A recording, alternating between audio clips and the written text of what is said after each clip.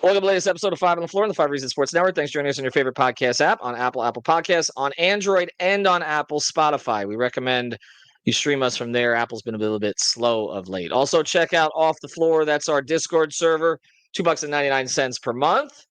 It's where you can find 10 different channels. Plus, we're bringing back the stage shows, get away from Twitter, the politics, all the other stuff. Just go talk Heat, NBA. And yeah, we put some other stuff on there for you too, but we segment it, and Eternal makes sure of it. He'll get into that in a second. Check it out, $2.99 per month. Link is right here in the description. You will bypass the Apple upcharge. Also, check out Prize Picks. That's our official fantasy partner. Use the code 5, F-I-V-E, put down 5. You get 50 to play right away. Prize Picks is legal again in the state of Florida and many other states, and they pretty much have everything that they had before. So the flex plays, you can do those now, Flex Fridays.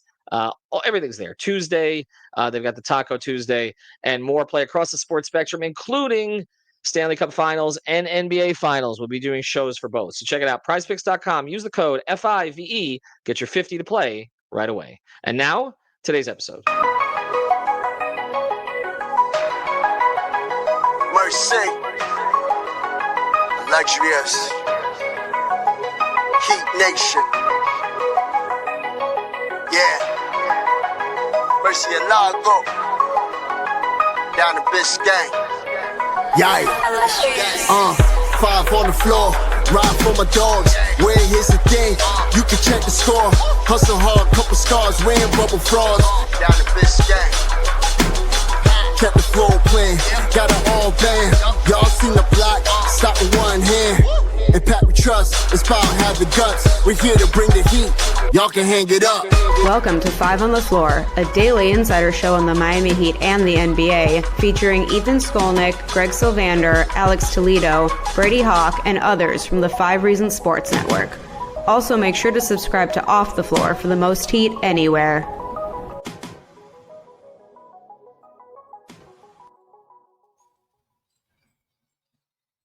All right, welcome back to 5 on the Floor. Here's today's floor plan. I got Eternal Bast. You can follow him at, conveniently enough, Eternal Bast. Also find him on playback.tv/5RSN. We'll be streaming the NBA Finals game, so join us for that. We'll have our whole crew on there. It's a mandate. So even those of us that you don't like, we're going to be there.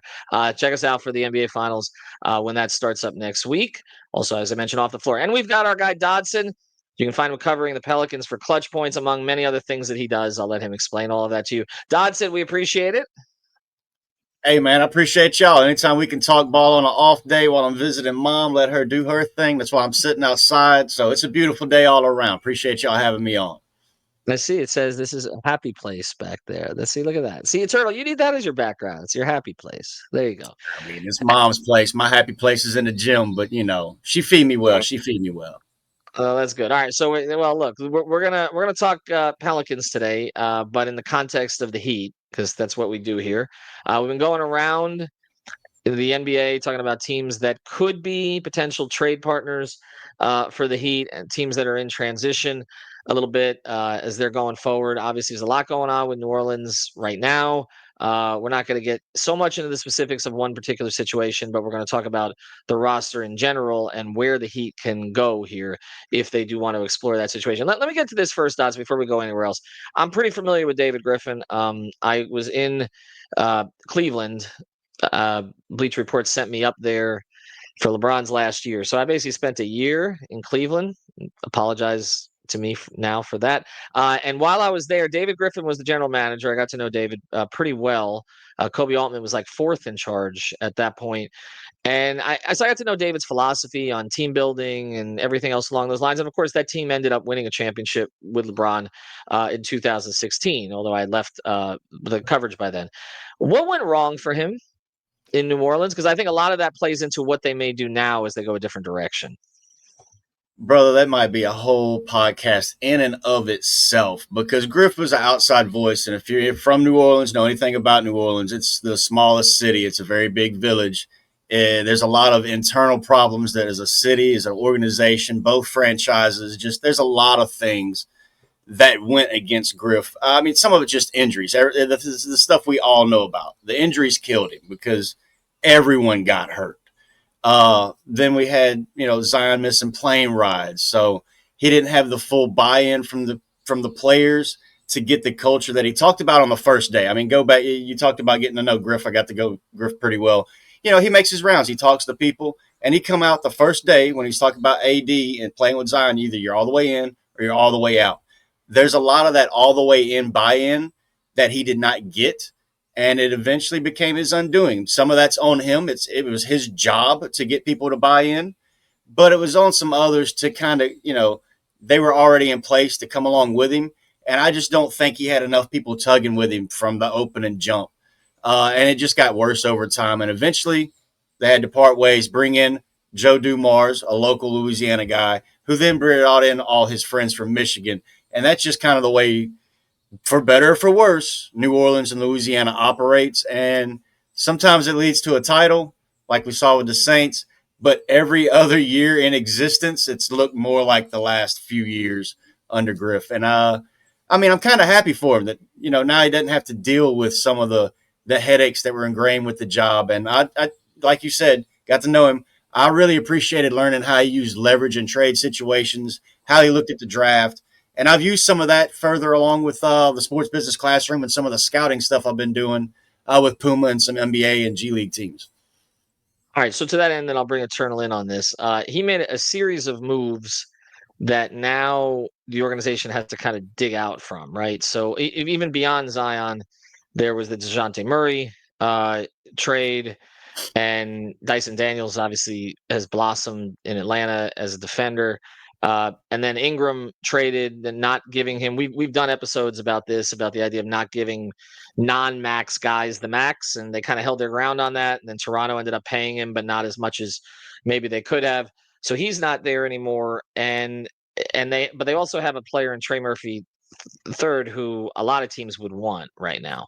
As you look at where they're going, Herb Jones too, for that matter. As you look at where they're going, what do you think the most likely course of action is for them this offseason? Oh, I thought he said he was throwing it to Eternal for that one. When you look at Trey and Herb, and then even Zion, if you want to add into the bigger trades the New Orleans Pelicans can make, Trey is the only player the Pelicans, everybody's on the table, but if he goes out, the Pelicans will get the best player back in that trade, so to speak. If they send Zion out, maybe they don't need the best player. They get some assets. Herb might be part of a Zion trade, or really look at Herb's age, what he is, his contract. This is the best time to send him out for some sort of other package, even if you don't get, say, a Devin Booker, Giannis, KD, the names we've all been talking about. But, when you look at Trey, I think the Pelicans would trade Trey, but only if they got back a Giannis, KD, or Booker, and that's not the case for the other two. He's actually going to be the toughest, so to speak, for the Pelicans in New Orleans to come off of, just because of where he's at with his contract, where he's at with his career, what he means to the city, how he's become a fan favorite. Really Trey's the face of this franchise right now going forward. I think that's pretty much accepted. It's almost an open secret. Zion can't be that right now for a lot of reasons. Herb just won't be that because of his talent and the contract, again, all that kind of stuff. DeJounte Murray's hurt. He might be a piece in a trade that I just don't see why anybody'd want him, especially since they're going to be waiting until December. But to bring it back to you, let you hit Trey, then bring Eternal in. Trey's going to be tough to get no matter who you are. Miami's, just another team that's going to be chasing him. Eternal, go ahead. To that point, Chris, do you think there are any, players on Miami that New Orleans could be potentially interested in that could make a deal work for both teams? For Trey specifically, you're going to have to throw in some of your stars, the Bam, the Hero, something like that, and then maybe totally rework what you're trying to do around Trey because he's under contract for 4 or 5 years. Bam's contract isn't really that great or respected around the league.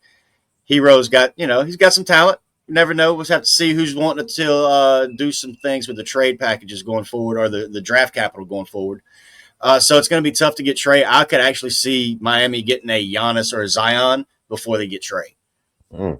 Well, that's interesting. You mentioned Bam. He's not going out for Trey Murphy because whatever his value is around the league, his value in Miami, they won't. I guess the concept that we've kind of been playing around with is this idea of what, let's say, Indiana did to get Halliburton, where they traded Sabonis, who was their best player at the time, or obviously the mother of all those trades was OKC and what they did, trading Paul George and getting SGA and ultimately Jalen Johnson and everything else. So we've been sort of talking about this concept with Tyler up for an extension, and we don't really know how that's going to go. The possibility of getting a player who's a little bit younger, a little bit earlier in their contract cycle, to sort of replace him as a lead scorer if they weren't planning on keeping him long term at the number that he might want.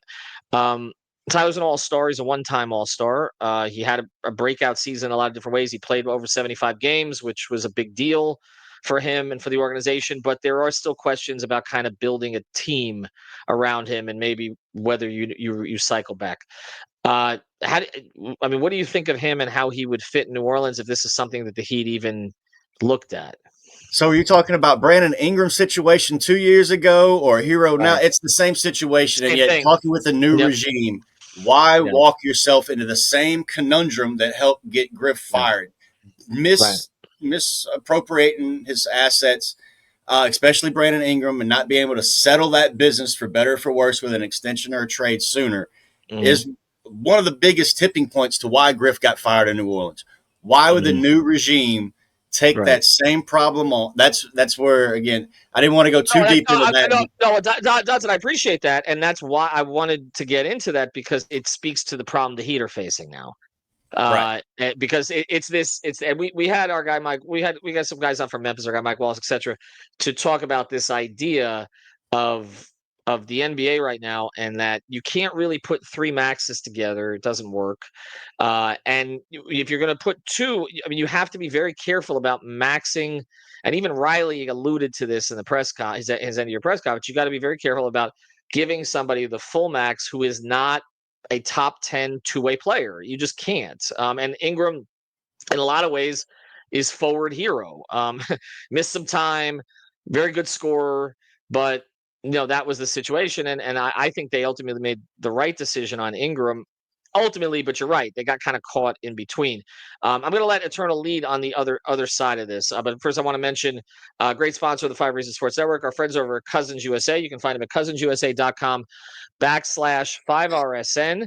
Get your free wardrobe boxes. They're based in Broward County, but they service the entire Tri-County area. 888-300-6683. That's 888-300-6683. If you're on the move, they will get you there. You can see if you're watching on YouTube, the Hard Rock right behind them. They're local people, and they take care of their people because a lot of their employees have been there for more than 20 years. So they care about what they do. Check them out on Instagram as well at Cousins USA. And again, go to cousinsusa.com/5RSN. All right, Eternal, jump in. All right, Dodson. So you said that Trey was probably going to hurt you a little bit if you were a team potentially interested in acquiring him. Are you expecting a deal similar to Rudy Gobert, or are you expecting a deal similar to Mikal Bridges? Where exactly would a team, especially for Miami, if they are sending out Tyler, are you expecting more younger players to come with him, or are you expecting picks? With New Orleans, the ownership's still going to want to compete. They want to chase at least that play-in. They know there's a core there no matter what happens, that they should be between the 5th and 10th seed next season, in their eyes, so to speak. But when it comes to Trey and all that, you won't get a Gobert package, the Bridges. You'll get more than Luka. You'll get more than CJ or DeJounte. I think you'll see it. You'll get more for Trey than the Pelicans gave up for CJ or DeJounte Murray, so they can recoup some of that back. That's your starting point. If you're Miami, you have to walk into the New Orleans office, which Joe's going to be doing a lot of the presidential vice basketball. Right now, who you're dealing with is Troy Weaver, who really needs to revamp his reputation coming out of D.C., and you're dealing with Bryson Graham, who has survived now 3 different regimes in New Orleans. And if I don't think people understand that, he's been around for a while. And he's been part of these big drafts. And now he's been elevated by ownership into the GM position. That is the 2 guys you're dealing with. What's your sales pitch to them? You get in the elevator, you need Trey Murphy. You have to say, I will give you everything Griff made a mistake, put it on him, and sent out for CJ and DeJounte. We'll get you that back. That's a starting point where New Orleans says, I'm listening. Now where you're at. They don't have that. I just want to You, stop you on you one have a thing third here. team. You have to find a third team. Yeah, you got to find a third. But this is the thing about it, though. It's interesting that you said first thing. Troy Weaver does need to revamp his reputation or refresh it for sure. Has not been a lot of success there. I'm a big Joe Dumars is one of my 5 favorite all time players. He Hey, made some Natchitoches mistakes in Central alone. Detroit. We almost had the same locker room. I'm Natchitoches Uh, Central. He's Natchitoches Central. There's now 3 Natchitoches Central folks in the NBA. If Brandon Rashell can get back in the G League and in a spot, I'm praying for you, Brandon. he should have drafted Melo, but that's a whole nother situation. All right, but Dodson, I'll get to get to, and he doesn't have Woj anymore to prop up his stuff on social media. But here's the thing, okay? Are they delusional? Like I mean, because we talk about Heat fans talk about their organization being delusional about being competitive or contenders with what they currently have or whatever, and I don't think they are delusional about it at this stage. But Pat did say they could compete with Boston even without Jimmy, and that was completely delusional. But for them to think they're going to be in the 5 to 10 range next year, I'm looking at OKC. Minnesota is going to try to get Durant. They're going to get better. You look at the Lakers have Luca for a full How did season. that work out for the Suns, though, and how much are they going to have to gut that? I I've heard a I bunch of I arguments. get it. I've made your argument to people with the team. Memphis is better, right? Eternal. Memphis is better. San Depending on what Antonio, happens with Bane and Aldama. San Antonio, a full year of Wemby, a full year of Fox. They got the rookie of the year, and they've got the number 2 Maybe overall Wemby could pick. get hurt again and follow the Zion path. I'm just giving you their devil's argument. I get it. If everybody else falls down, I mean, I'm looking at. I mean, in the East, sure, okay. I mean, seriously, like Sisters of the Poor, like they could compete in the East, but I'm saying like in the West, I don't know. Denver still has Jokic for what it's worth. I'm having a hard time But the seeing rest how of that they're going to roster be. broke down. You know what I mean? Oh, So if one or two move Zion yeah. for pieces and stay healthy, tell me that team's not an 8th seed, 7th seed. You've had Steph, Trey hurt. Who are the DeJounte comes back in December. CJ's still there. coming You off just an get rid of Achilles, though, Zion Dodson? and I you get it. replace He's coming off an okay. I mean, Sacramento. I mean, they tried to do the Bulls Part 2, and that didn't work very well. And that now was they may their move off best the road. idea. So do we really have any faith in the Kings? They're wearing no clothes. The Emperor has no clothes there. Come on. Come on. Okay, well, to that point though, Dodson, and again, I'll let Eternal jump in next. I am if I'm looking at it, I'm saying, well, I keep Trey Murphy then because I'm trying to compete now. What else is on the books there? Like, what's CJ's contract situation right now? 30-something million, 33 million, I believe. When does he come off the books? After this season or after the next one? Let me check. I Sorry. believe, yeah. It's an expiring with an option, but I believe that's an option he'd probably get out of. But Okay, I'll check. just right offhand. While But I'm doing DeJounte's that, making decent money.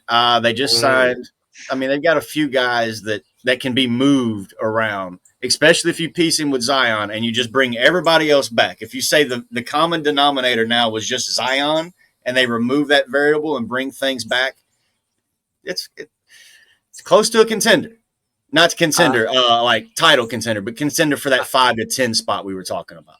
we love KO, but I don't know. Eternal, jump in here, and then I got. Yeah, the I mean, salary Kelly cap out. Olynyk's always been a guy. I think it's 3 years past his prime, and I've told Griff that. I said I love Kelly as an idea 2-3 years ago, but now I'm not that sure.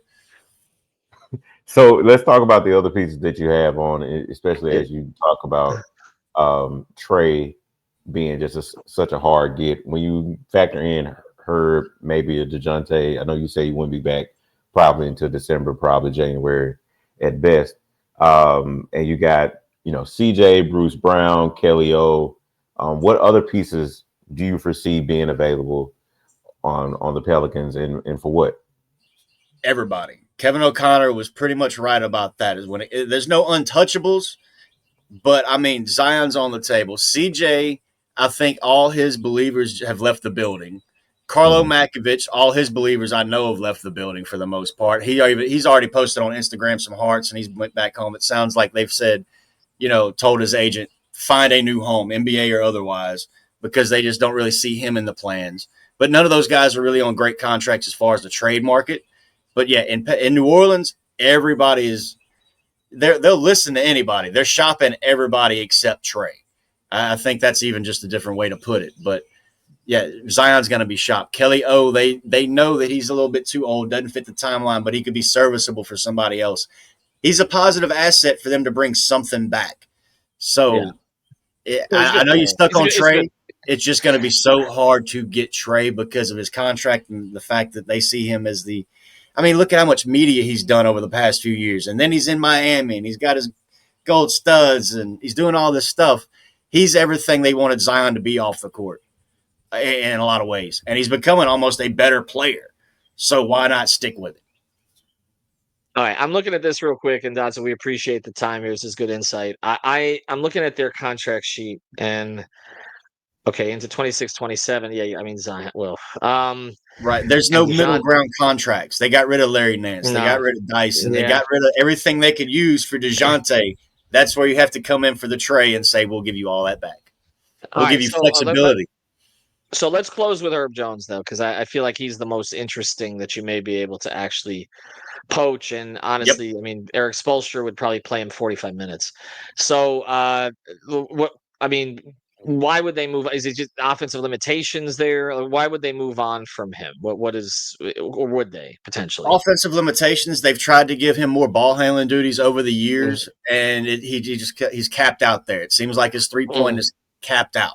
It seems like he's just reached his peak potential. There's not much more he's going to get great or better at an elite skill that's also going to be usable on a contender. He's just not going to have the ball that much. He's just going to be that defensive guy who can lead a fast break, maybe be a better Josh Hart in that respect. You know, grab a rebound, do a bunch of things there, and then move on. But he just reached his peak as far as on-ball creativity, where he's going to be moved and used on offense.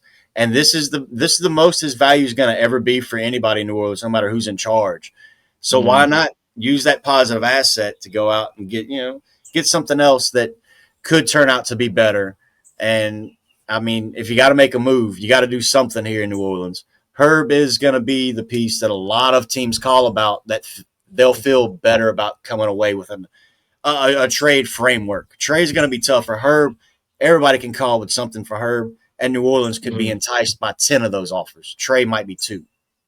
Eternal, I'll ask you this question because I'm looking at their sheet here. Okay, 27, 28. All that's on the books are, well, they got a club option on Misi, who if he develops, they'll extend him.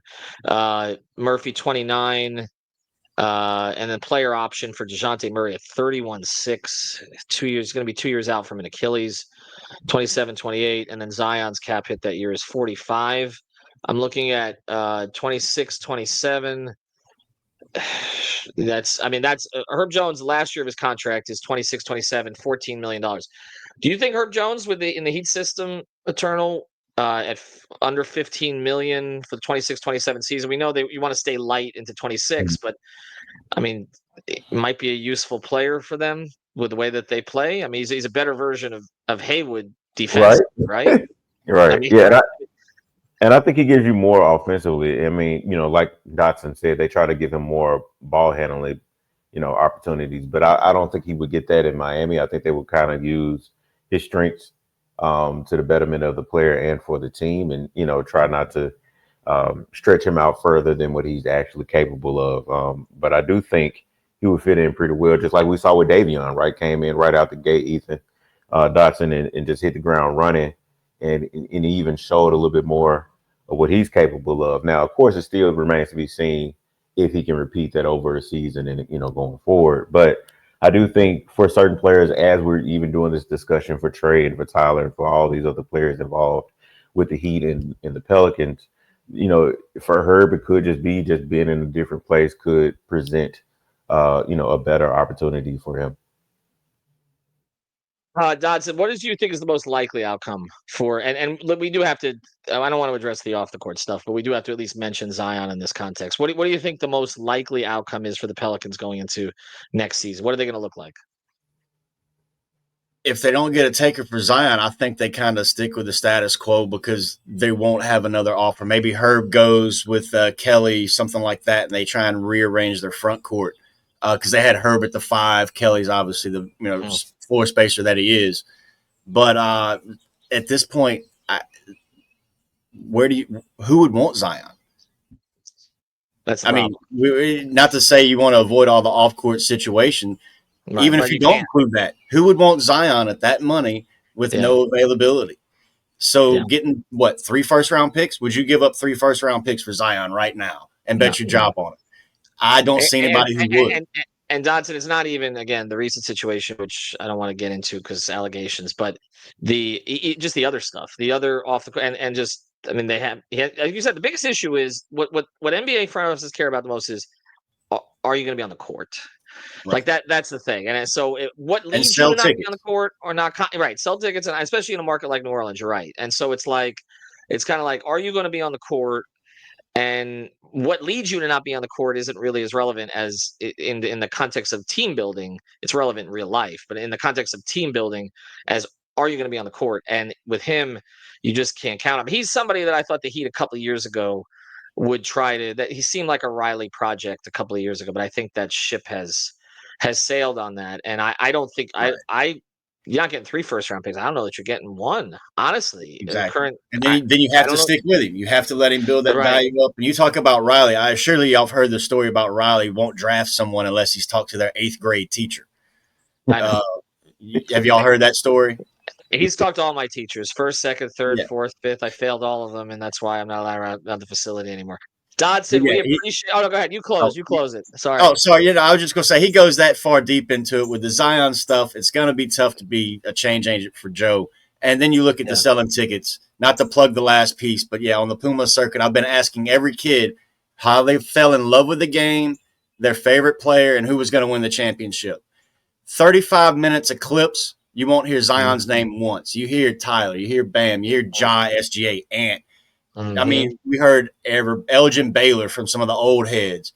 Zion's name was never mentioned, not once. So he's not going to be the change agent coming into a new program to really sell jerseys and all that because he's lost all that social capital through everything on and off the court. But I hear you wrapping it up. I appreciate you guys doing it, Dodson. Y'all come check me out. I'll catch you in the gym. Go get that home cooking.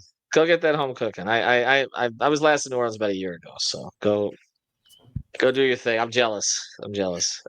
Anyway, Dodson, appreciate it. Eternal Bast. Follow him on Discord. We appreciate you going through with us. So Heat fans, basically, don't get your hopes up about Trey Murphy. Have a good one, everybody. No.